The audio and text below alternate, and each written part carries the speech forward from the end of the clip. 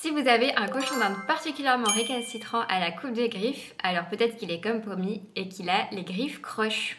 Les griffes croches, ce sont des griffes qui poussent sur elles-mêmes un petit peu comme un tire-bouchon.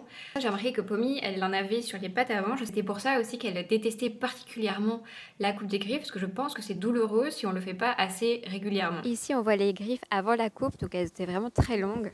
Mais t'aimes pas. Hein. Et vous pouvez voir que les griffes poussent vraiment recourbées.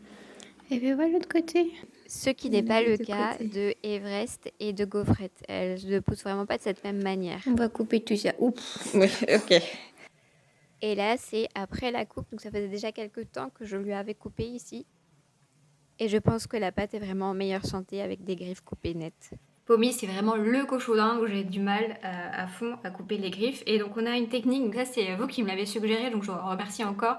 Il y a quelques temps, j'avais fait une vidéo dans laquelle j'expliquais que je galérais vraiment à couper les griffes, surtout de Pommy. Et vous m'avez dit, et c'est la meilleure technique pour moi, en fait il faut être deux. Et il y a une personne qui prend le cochon d'Inde comme ça.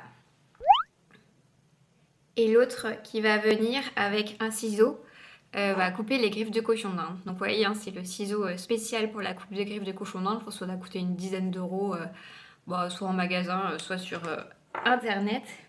Ça vient par ici, Pommy.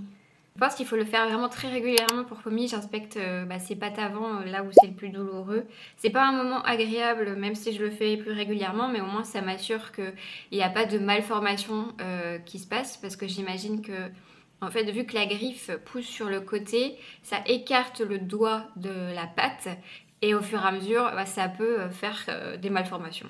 Alors à savoir que quand c'est l'été, je les mets plus souvent dehors, donc leurs griffes s'usent plus parce qu'elles sont sur un sol dur, donc la terre.